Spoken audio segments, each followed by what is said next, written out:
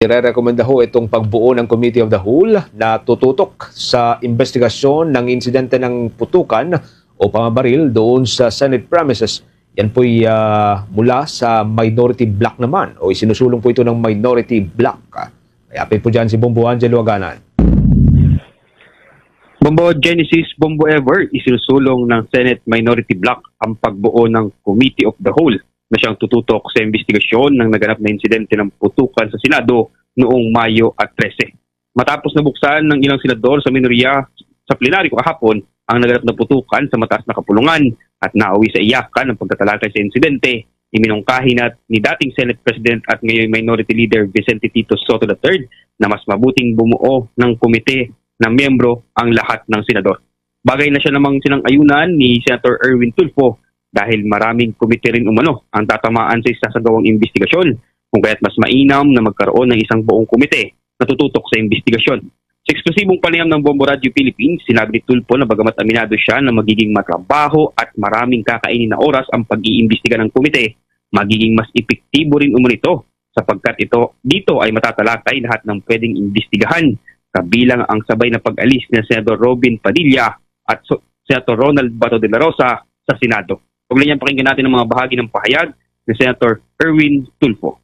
Sir, Angelo Aganan po from Bombo Radio.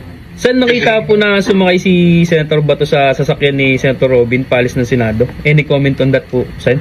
Yan po ang gusto ko pong tanungin. Kaya nga po, dito sa lahat po yung lalabas po lahat. Kaya pumayag din po kami, pumapayag kami sa minority na magkaroon po itang ikang committee yung as a whole, the whole body na mag-imbestiga para matanong po namin, di po ba? Matanong namin si Senator Robin, is this true? And sasabi ng CCTV para may pagkakataon din siya na itanggi niya na hindi siya sumakay sa amin. Hindi, matanong din namin si SP Cayetano o ano mo sasabi niyo po rito, hindi natin pinapasok ang NBI, aalis din naman pala siya. Sinasabi po nila, hindi naman siya arestado kaya malayo siyang makalabas, makapasok dito sa Senado natin. So, yun po yung mga gusto po nating tanong. Kaya gusto po namin talaga magkaroon ng investigasyon. Kasi napansin ko kahapon, wala lang, parang kalimutan na lang natin. Hindi naman po pwede, may accountability po tayo. Yung mga tao po, yung tinakot natin yung mga kasamahan, yung mga empleyado, maging mga media, tapos ganun-ganun lang. Kailangan talagang maimbestigahan. Ano ba talaga? Inatak.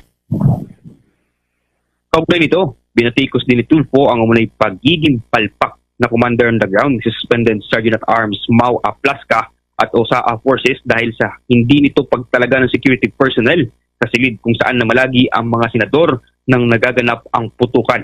Dagdag pa niya, dapat magkaroon ng tamang training ang mga miyembro ng USAA para maging handa kung sakaling totoong mangyari na lusubin ng Senado ng mga armadong grupo upang masiguro ang seguridad ng mga nasa loob ng gusali.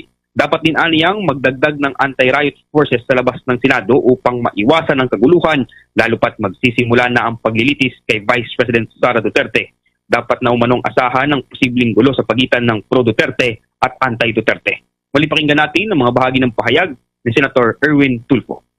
Kasalanan po yun ng the commander on the ground. Si Aplasco po yung commander, di po ba?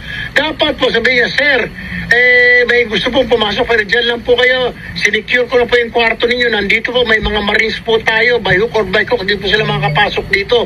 O ako na hong bahala. Hindi, baka mali po. Sir, under attack.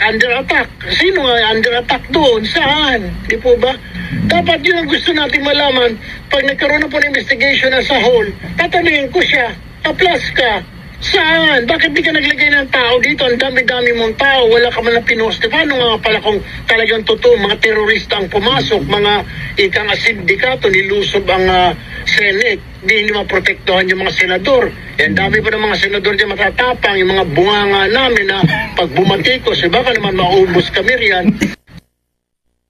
Samantala, Bombo Genesis, sa kaugnay na balita, nagpahayag din ng reaksyon ang ilang miyembro ng minorya sa naging emosyonal na pahayag ni Senator Pia Cayetano sa plenaryo kahapon. Ayon kay Tulfo, hindi umano totoo na walang nangamusta sa mga kapwa senador na naipit sa putukan sa kanilang hanay. Aniya, nagpadala sila ng text message sa group chat ng mga senador, ngunit baka hindi na umano ito nabasa ni Cayetano dahil sa naging karanasan sa putukan. Pagkwento pa ni Tulfo, ang naging mensahe niya kay Cayetano ay praying for you dahil patungo aniya siya sa simbahan sa mga oras na iyon. Samantala, may banat naman si Senator Ping Lacson sa kapwa senador.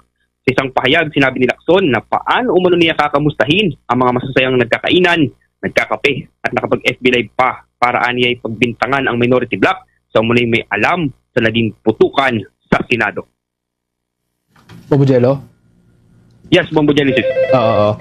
Hindi kaya magiging mas divided na ang Senate after dito sa Senate or sa Committee of the Whole na magiging investiga? Kasi kahapon nakita natin kung paano divided ang Senate, ano? And then after nga ng session kahapon ay parang mayroon din pasaring ang mga member ng minority bloc kahit na nakita nilang umiiyak na si Senator Pia. So kung sakaling magkakaroon ng tanungan nga muli sa may plenaryo, of course with the Committee of the Whole, baka mas divided ang Senate after dito. Tama ka dyan, Bombo Genesis. Sa katunayan nga, yan yung sinabi ni Senator Erwin Tulfo. Pero sabi sa kanina, sa panayang Bombo Genesis, mas mainam daw na magkaroon ng Committee of the Whole para lahat silang senador ay makapagsalita dito nga sa investigasyon, Bombo Genesis. Pero anong sabi dito ng Senate leadership or ni Senator Cayetano? Pabor ba siya na magkaroon ng Senate ng Committee of the Whole investigation? Wala pa.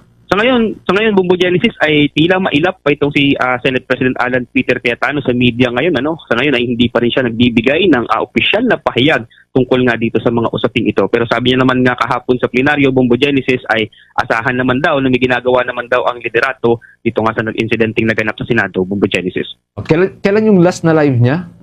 I think 2 days ago, no? Pero ayaw niyang matanong pa ngayon ng media.